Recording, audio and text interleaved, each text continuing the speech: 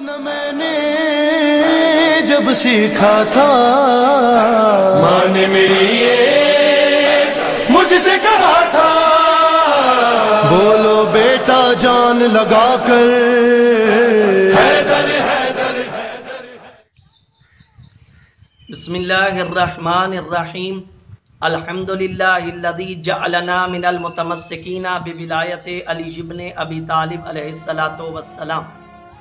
नाज़रीन, सबसे पहले आपके माज़र में सलाम पेश करता हूँ। फिर उसके बाद ये बताना चाहता हूँ कि आज एक बहुत ही बड़े अहम और ज़रूरी पैगाम के साथ आपके सामने हाजिर हुआ हूँ। एक बहुत बड़ा जाहिल, मुफ़सिद फिल अर्ज़, फासिदुल अकीदा इंसान जिसका नाम आसिफ अशरफ जलाली है। अभी से काफ़ी रोज़ पहले इसने जनाब फ़ातिमा सलामुल्लाह अलैहा की शान में बहुत बड़ी गुस्ताखी की। फिर इसके बाद इसकी गुस्ताखियों का सिलसिला बढ़ता चला गया और अभी से 3 दिन पहले इसने मौलाए कायनात अली इब्न अबी तालिब अलैहिस्सलातु वस्सलाम की शान में एक बहुत बड़ी गुस्ताखी की। और गुस्ताखी करने के बाद ये कहता है, मैंने ये जो बात की है, तमाम शियों के उलमा से मेरा चैलेंज है कि मेरी इस बात का जवाब दें। तो मैं यहाँ पर रुक के एक बात अर्ज़ करूँगा, आसिफ जलाली, एक ना एक दिन मेरी ये वीडियो तुम तक ज़रूर पहुँचेगी। मैं तुझे ये बता दूँ कि तेरी अभी इतनी इल्मी काबिलियत नहीं है, तू इतना बड़ा अल्लामा नहीं है, तू इतना बड़ा फ़हामा नहीं है कि तेरे सामने हम अपने बुज़ुर्ग उलमा को पेश करें। तेरी तो हिम्मत भी नहीं है कि तू हमारे बुज़ुर्ग उलमा के सामने बैठकर बात भी कर सके। तुझ जैसे बेमुहार इंसान को मुहार डालने के लिए हम जैसे तालिब इल्म ही काफ़ी हैं। नाज़रीन, मैं एक बात पहले अर्ज़ कर दूं कि खुतबा नंबर 214 नहजुल बलागा, इसने एक इबारत ली है और पूरी इबारत को छोड़ दिया है। आधी इबारत इसने ली है, उससे ये इस्तिदलाल किया है कि अल-अयाज़ु बिल्लाह हज़रत अली ख़ता कर सकते हैं, लिहाजा वो मासूम नहीं है। नाज़रीन, उस इबारत में इसने जो ख़यानत की है, मैं सबसे पहले वो ख़यानत आपके सामने पेश करूँगा और फिर उसके बाद फ़ैसला आप नाज़रीन पे होगा, आया कि इसने जो इस्तिदलाल किया है वो इस्तिदलाल सही है या फासिद और बातिल है। इससे पहले मैं वो ख़यानत आपके सामने पेश करूँ, तमाम नाज़रीन से, तमाम मोमिनीन से मैं गुजारिश करूँगा कि इस वीडियो को आखिर तक ज़रूर देखिएगा और दीगर मोमिनीन तक इस पैगाम को ज़रूर पहुँचाइएगा। अब वो इबारत जो इसने नहजुल बलागा खुतबा नंबर 214 में से लेकर इसने पढ़ी, पहले मैं वो पूरी इबारत पढ़ता हूँ, फिर उसके बाद इसने जो ख़यानत की है वो आपके सामने पेश करता हूँ। मौला फरमाते हैं, फ़इन्नी लस्तो फ़ी नफ़्सी बेफ़ौक़ि अन उख़्तिया वला आमनु ज़ालिका मिन फ़िअली इल्ला अन यकफ़ियल्लाहु मिन नफ़्सी मा हुवा अमलकु बिह। ये मौला ने जुमले हैं जो इरशाद फरमाए हैं। मौला फरमाते हैं, मैं अली अपने आप को ख़ता से बालातर नहीं समझता और मैं अपने फ़ेल में अपने आप को लग़्ज़श से भी महफूज नहीं समझता। ये इबारत इसने पढ़ी है, जबकि इबारत आगे है। आगे क्या है? मगर ये कि मेरे अल्लाह ने मुझे हर ख़ता से महफूज रखा है क्योंकि वो मुझसे ज़्यादा साहिबे इख्तियार है। और इसने क्या किया? इल्ला से पहले वाली इबारत ली जिसमें मौला ने ये इरशाद फरमाया, मैं अपने आप को ख़ता से और महफूज नहीं समझता और अपने फ़ेल को लफ़्ज़ से भी महफूज नहीं समझता। सिर्फ इतनी इबारत को लिया, अगली इबारत को छोड़ दिया जिसमें मौला खुद फरमा रहे हैं कि मगर ये कि मेरे खुदा ने मुझे हर किस्म की ख़ता से महफूज रखा है चूँकि वो मेरा मालिक है और मेरे ऊपर ज़्यादा इख्तियार, मुझसे ज़्यादा इख्तियार रखता है। अब आधी इबारत लेके इसने जो इस्तिदलाल किया है और उससे ये साबित किया है कि हज़रत अली कह रहे हैं, मैं अल-अयाज़ु बिल्लाह ख़ता कर सकता हूँ, लिहाजा वो मासूम नहीं है। सवाल, इसने जो इबारत आधी पेश करके جو استدلال کیا ہے آیا وہ استدلال صحیح ہے یا فاسد ہے، باطل ہے؟ تو میں یہ کہوں گا اس نے جو آدھی عبارت لے کر استدلال کیا ہے یہ استدلال سراسر فاسد بھی ہے، یہ استدلال باطل بھی ہے، اور ہم اپنی اس بات کا ثبوت قرآن مجید کی 2 آیات آپ کے سامنے پیش کریں گے کہ جس سے یہ ثابت ہو جائے گا کہ جو استدلال اس بدبخت نے کیا ہے وہ کس قدر فاسد اور باطل ہے۔ ذرا میں آیات آپ ناظرین کے سامنے پیش کر دوں۔ پہلی آیت سورہ یوسف کی آیت نمبر 53، اور ایک اور بات عرض کر دوں، یہ جو آیات میں آپ کے سامنے پیش کرنے لگا ہوں بے عین ہی جس طرح مولا کی اس عبارت کا، خطبے کے اس جملے کا مفہوم ہے نا، قرآن مجید کی یہ 2 آیات بھی بالکل اسی مفہوم کی طرح ہیں، اور ادھر بھی لفظ الا آیا ہے، ادھر بھی الا آیا ہے۔ حضرت یوسف فرماتے ہیں وما ابرئ نفسی ان النفس لامارۃ بالسوء الا ما رحم ربی ان ربی غفور الرحیم۔ حضرت یوسف کہتے ہیں کہ میں اپنے نفس کی صفائی پیش نہیں کرتا، اس لیے کہ یہ جو نفس امارہ ہے، یہ جو نفس ہے انسان کو برائی پہ اکساتا ہے۔ پھر آگے کیا فرمایا؟ مگر یہ کہ میرا رب مجھ پر رحم کرے، اور وہ مجھ پہ رحم کرتا ہے، اور وہ مجھ پہ رحم کر رہا ہے، اس نے مجھے خطا سے محفوظ رکھا ہے۔ کیوں؟ اس لیے کہ میرا خدا، میرا رب غفور بھی ہے اور رحیم بھی ہے۔ اب اگر ہم آدھی آیت کو لیں، اللہ سے پہلے جو آدھی آیت ہے اس کو لے لیں، اور اس سے ہم یہ استدلال کریں کہ حضرت یوسف کیا فرما رہے ہیں کہ میں اپنے نفس کی صفائی نہیں پیش کرتا، اور یہ جو نفس ہے انسان کو برائی پر ابھارتا ہے۔ صرف اتنی عبارت ہم لے لیں اور اس عبارت سے العیاذ باللہ یہ استدلال کریں کہ حضرت یوسف علیہ السلام العیاذ باللہ خطا کار ہیں، لہذا وہ معصوم نہیں ہیں۔ کیا یہ آدھی عبارت کو لے کر جو استدلال کیا جائے گا آپ اسے قبول کریں گے؟ آپ کہیں گے حضور آپ نے بات نامکمل کی ہے، بات ادھوری کی ہے، آیت کو کمپلیٹ کریں۔ اور جب آپ آیت کو کمپلیٹ کریں گے اس سے جو مفہوم نکلے گا اس سے آپ کو پتہ چل جائے گا کہ آپ نے جو استدلال کیا ہے وہ بالکل فاسد اور باطل ہے۔ حضرت یوسف خطا نہیں کر سکتے اور وہ معصوم ہیں۔ اگلی آیت پیش کرتا ہوں کہ حضرت یونس علیہ السلام انہوں نے اندھیروں میں جب اپنے خدا کو پکارا تو کیا کہا؟ بسم اللہ الرحمن الرحیم فنادا فی الظلمات اللہ الہ الا انت سبحانک انی کنت من الظالمین۔ حضرت یونس علیہ السلام نے اندھیروں میں پکارا، کیا پکارا؟ اللہ الہ، کوئی معبود نہیں ہے مگر یہ کہ پروردگارہ تو پاک ہے، تو پاک و پاکیزہ ہے، میں ہی زیادتی کرنے والوں میں سے ہوں۔ اب اگر یہاں پہ رک کر یوں استدلال کیا جائے، صرف اللہ سے پہلے عبارت لے لی جائے آدھی اور یوں استدلال کیا جائے، حضرت یونس نے تاریکیوں میں پکارا، کیا؟ اللہ الہ، کوئی معبود نہیں ہے۔ اگر صرف اتنی عبارت لے لی جائے، آیت کے اگلے حصے کو نہ پڑھا جائے، اتنی آیت کو، آدھی آیت کو عکس کر کے یہ استدلال کیا جائے کہ حضرت یونس علیہ السلام نے یہ بات کر کے خطا کی ہے لہٰذا وہ معصوم نہیں ہے، آپ اس استدلال کو قبول کریں گے؟ یقیناً آپ اس استدلال کو قبول نہیں کریں گے۔ آپ کہیں گے جناب یہ استدلال غلط ہے، آپ آیت کو کمپلیٹ کریں، اللہ کے بعد والا حصہ پڑھیں۔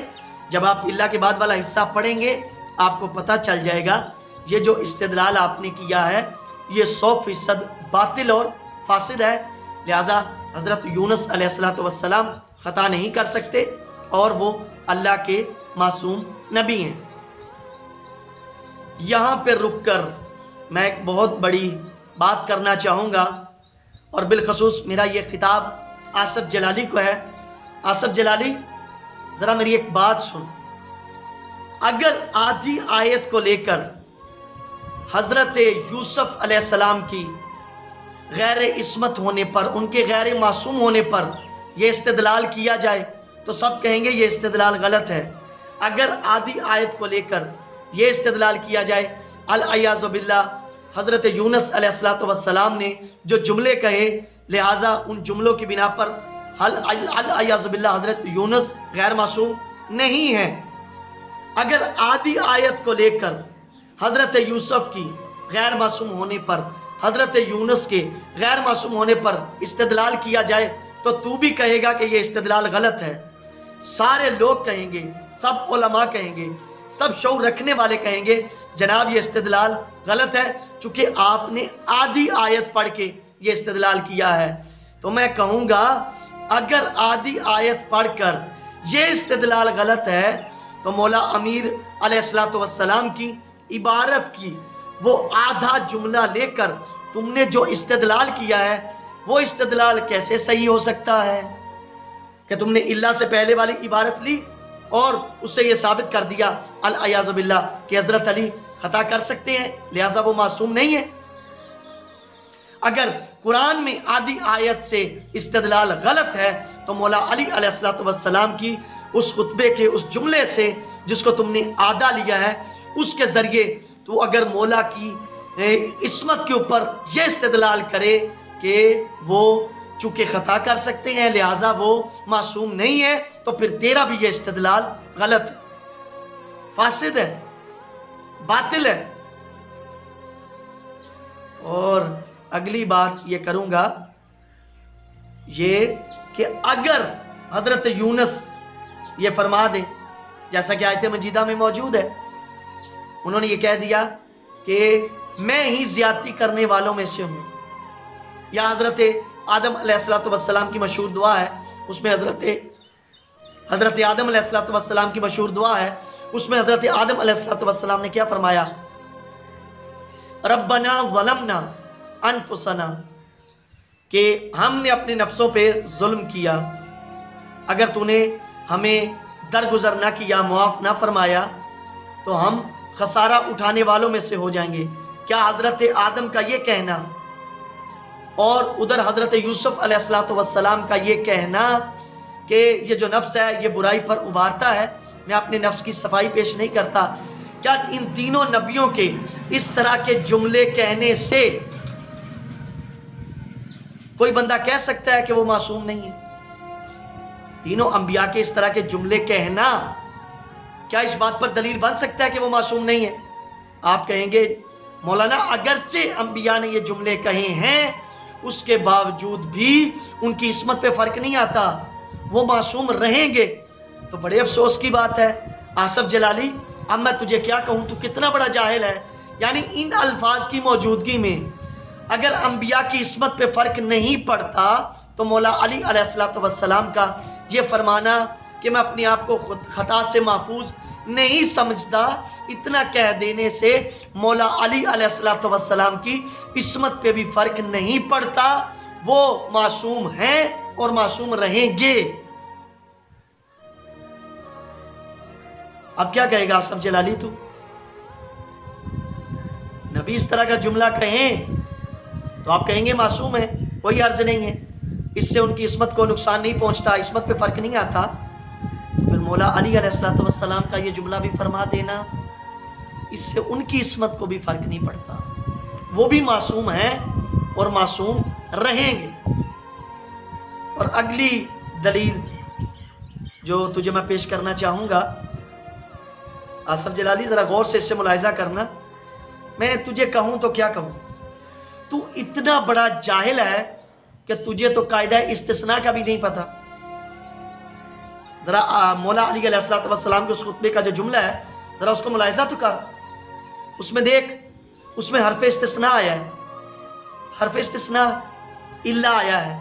अब इससे मुराद क्या होता है, मैं अपने नाज़रीन के लिए बात को आसान करने के लिए उसको बड़े सादा अंदाज में पेश करूंगा। जहां भी लफ्ज़े हर्फ इल्ला आए, कानून ये होता है इल्ला से पहले एक जुमला होता है, इल्ला के बाद एक जुमला होता है। ان دونوں جملوں کو ملا کر آپ مفہوم نکال سکتے ہیں، اس سے نتیجہ لے سکتے ہیں۔ الا سے پہلے والے جملے کو، فقط اسی جملے کو لے کر آپ استدلال اور دلیل قائم نہیں کر سکتے۔ اگر آپ ایسا کریں گے تو ادبیات کے قوانین کے مطابق یہ غلط، فاسد اور باطل ہے۔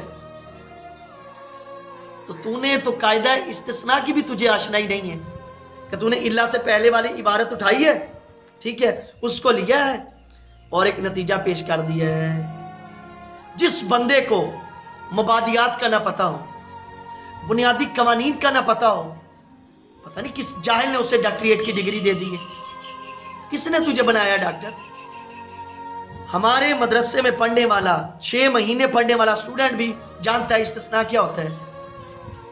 تجھے ڈاکٹر بننے کے بعد بھی نہیں پتا چلا کہ الا سے پہلے والی عبارت لے کے استدلال نہیں کرتے، پوری عبارت پڑھ کے پھر دلیل قائم کرتے ہیں۔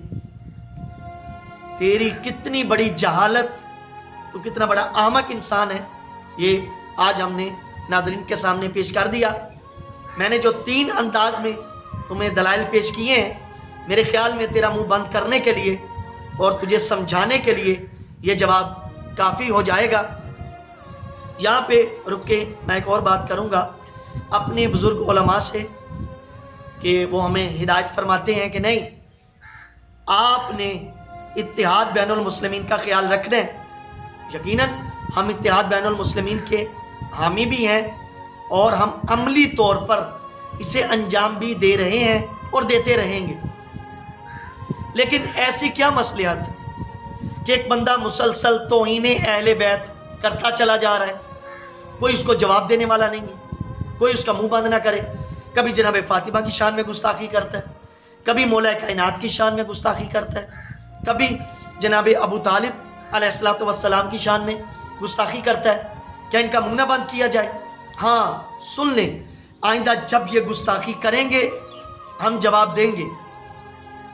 بلکہ میں اپنی وزارت عظمیٰ اور انتظامیہ سے گزارش کروں گا کہ اس ملعون کو لگام دے اور 295 کے تحت اس کے خلاف FIR کاٹی جائے، اسے پابند سلاسل کیا جائے اور اسے ایسی سزا دی جائے کہ اسے عبرت کا نشان بنا دیا جائے، تاکہ آئندہ کسی بدبخت میں یہ جرت نہ ہو کہ وہ اہل بیت کی توہین کرے۔ اور اس کے ساتھ ساتھ میں اپنے اہل سنت علماء سے بھی گزارش کروں گا کہ اسے لگام دیں، اسے پٹا ڈالیں۔ یہ فرقہ واریت پھیلا رہا ہے، یہ انتشار پھیلا رہا ہے۔ ہم نے کبھی کسی کے مقدسات کی توہین نہیں کی۔ اب آصف جلالی تجھے بالکل آخری وارننگ دے رہا ہوں کہ اب اگر تو نے خاندان اہل بیت کے خلاف کچھ کہا یا اہل بیت کی توہین کی یا کوئی ایسی گفتگو کی تو ایک بات یاد رکھنا، پھر ہم بھی مجبور ہو جائیں گے کہ ہم تاریخ اسلام میں موجود کچھ چہروں کی حقیقت لوگوں کو بتائیں۔ اگر تو نے اپنی اس توہین کا سلسلہ جاری رکھا تو ہم بھی کچھ لوگوں کے چہرے ناظرین کے سامنے پیش کریں گے۔ تاریخ اسلام سے ہم کچھ کردار اٹھائیں گے اور ان کو لوگوں کے سامنے لائیں گے۔ پھر یہ نہ کہنا کہ یہ آپ نے کیا کہہ دیا۔ پھر اگر آپ کی چیخیں نکلیں یا آپ اس پہ شور مچائیں تو آپ کی چیخیں اور شور قبول نہیں کیا جائے گا۔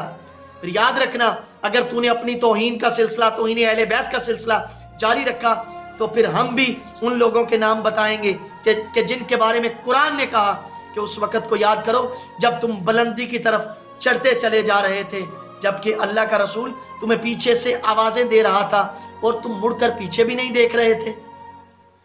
پھر ہم ان لوگوں کے نام بتائیں گے جن کو قرآن نے یہ کہا اپنی آوازوں کو نبی کی آوازوں پہ بلند نہ کرو۔ پھر ہم ان لوگوں کے نام بتائیں گے جنہیں رسول خدا اپنی محفل سے اٹھا دیا کرتے تھے۔ پھر ہم ان لوگوں کے نام بتائیں گے جنہیں طہارت کے بنیادی مسائل بھی معلوم نہیں تھے۔ پھر ہم ان لوگوں کے نام بتائیں گے کہ جب مولا علی علیہ السلام ان کے پاس قرآن مجید لے کے آئے رسول خدا صلی اللہ علیہ وآلہ وسلم کی شہادت کے بعد، اور فرمایا یہ جو قرآن سارا اکٹھا کر کے میں تمہارے پاس لے آیا ہوں، یہ وہی قرآن ہے جو رسول خدا صلی اللہ علیہ وآلہ وسلم کے سینے پہ نازل ہوا تھا۔ تو انہوں نے انکار کر دیا، یا علی ہمیں آپ کے قرآن کی ضرورت نہیں ہے۔ پھر ہم ان کے بھی نام بتائیں گے، ہاں پھر ساتھ ساتھ ہم ان کے بھی نام بتائیں گے کہ جن کو رسول اکرم صلی اللہ علیہ وآلہ وسلم نے فرمایا میرے بعد تم گمراہ نہ ہو جاؤ، تو آؤ تمہیں میں ہدایت کا ایک پیمانہ، ایک معیار دے جاؤں، اگر تم نے اس معیار کو اپنے پاس محفوظ کر لیا تو تم کبھی گمراہ نہیں ہوگے۔ تو کچھ لوگ بولے کہ ہمیں اللہ کی کتاب کافی ہے۔ آصف جلالی اب جو بھی گفتگو کرنا اور جو تو نے بغض علی کا جو اظہار کرنا ہے ذرا سوچ سمجھ کے کرنا، پھر ہم بھی بہت سارے نام بتائیں گے اور ضرور بتائیں گے۔ اور آصف جلالی انہی جملوں کے ساتھ اپنی بات کا اختتام کروں گا۔ تو نے اتنی بڑی زبان درازی مولا کائنات علی ابن ابی طالب علیہ السلام کی شان میں کی، اس زبان درازی سے پہلے تھوڑا تو سوچ لیا ہوتا، تھوڑا تو خیال کر لیا ہوتا کہ میں نے کس ہستی کی توہین کی ہے۔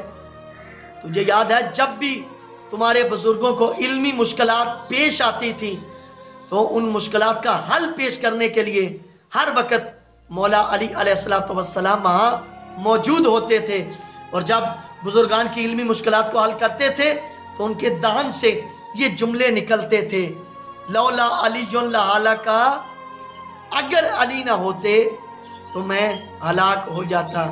خود تو خیال کرتا، جو علی تیرے بزرگوں کو علمی مشکلات ان کو حل کر کے دے رہا ہے اور ان کے مشکلات سے نکال رہا ہے، تو نے اس کی شان میں گستاخی کر دی، تھوڑا بھی نہیں سوچا۔ اور آصف جلالی ایک اور بات سنتا چلا جا، ابھی میں سوائے محرقہ کی ایک حدیث آپ ناظرین کے سامنے پیش کروں گا، پھر اس کے بعد ایک نتیجہ آپ ناظرین کے سامنے پیش کر کے اپنی بات ختم کروں گا۔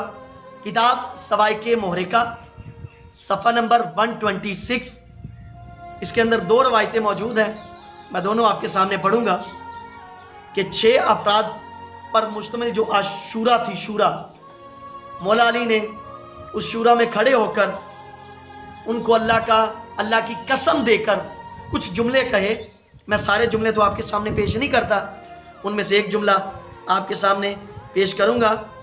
مولا علی علیہ السلام شورا میں موجود افراد سے کہتے ہیں، انشدکم باللہ حل فیکم احد قال لہ رسول اللہ صلی اللہ علیہ وسلم یا علی انت قسیم الجنت والنار یوم القیامت غیری قالو اللہم لا۔ مولا کائنات فرماتے ہیں شورا کے لوگوں سے، بتاؤ کیا میرے علاوہ کوئی اور ہے جس کے بارے میں رسول اکرم صلی اللہ علیہ وآلہ وسلم نے یہ فرمایا ہو کہ تو جنت اور دوزخ کا تقسیم کرنے والا ہے؟ کیا میرے علاوہ کوئی ہے جس کے بارے میں یہ کہا ہو؟ تو شورا کے 6 افراد نے مل کے کہا، قالو اللہم لا، یا علی آپ کے علاوہ اور کوئی نہیں ہے، فقط آپ ہی ہیں جن کے بارے میں رسول اکرم نے فرمایا تھا کہ علی جنت اور دوزخ کو تقسیم کرنے والا ہے۔ 2 لائنیں چھوڑ کر تیسری لائن کے اوپر اسی صفحہ نمبر اگلی روایت حضرت ابو بکر کیا فرماتے ہیں، لا یجوز احد الصراط الا من کتب لہ علی الجوازا، کہ کوئی بندہ اس وقت تک پلے صراط سے نہیں گزر سکتا جب تک اس کے ہاتھ میں علی کے ہاتھ کا لکھا ہوا ٹکٹ نہیں ہوگا۔ اب سوائے محرقہ کے مطابق جنت اور دوزخ کی تقسیم کرنے والے حضرت علی، میرے مولا علی، اور پلے صراط کا ٹکٹ دینے والے میرے مولا علی۔ آصف جلالی اب میرا تجھ سے ایک سوال ہے، اور اگر تم میں ہمت ہوئی تو اس سوال کا جواب ضرور دینا، میں انتظار کروں گا کہ تیرے بزرگان کی سیرت کو مد نظر رکھتے ہوئے دنیا میں ہلاکت سے بچنے کے لیے मुश्किलात से बचने के लिए अली का होना ज़रूरी है, और जन्नत में जाने के लिए अली के हाथ का लिखा हुआ टिकट होना ज़रूरी है। अब बता तू कहाँ जाएगा? अब बता तू कहाँ जाएगा? तूने मौला अली अलैहिस्सलाम की शान में गुस्ताखी करके दुनिया में हलाकत खरीद ली, और बुग़्ज़े अली जो तेरे सीने के अंदर है उसकी मौजूदगी में हज़रत अली अलैहिस्सलाम तुझे जन्नत का टिकट देंगे नहीं। अब बता कौन सी जगह बचेगी जहां तू जाएगा? दुनिया में हलाकत, आखिरत में तुझे जन्नत नहीं मिलेगी। अब एक ही मकाम बचता है कि जहां तू जा सकता है, उसका नाम है जहन्नुम। मुझे लगता है ये जहन्नुम ही तेरा मुकद्दर बनेगी, और जो तेरे सीने में बुग़्ज़े अली है, उस बुग़्ज़े अली का हक भी यही है कि तुझे जहन्नुम मिले। अब सवाइके मोरका की मौजूदगी में ये साबित हो गया कि कसीमुन नार वल जन्ना भी मौला अली हैं, और टिकट देने वाले भी अली हैं। ये हमारी किताब नहीं है, अहले सुन्नत की किताब है। तो अब तेरे पास एक ही रास्ता बचता है कि तू जहन्नुम में जा। इसीलिए तो किसी शायर ने क्या खूब शेर कहा, मुझे लगता है उस शायर ने ये शेर आसफ जलाली तेरे जैसे बदबख्त के लिए ही कहा होगा। शायर कहता है, हारजा अली मौजूद है ना दामन बचाइए, बचना अली से है तो जहन्नुम में जाइए। अस्सलामु अलैकुम व रहमतुल्लाहि व बरकातहू।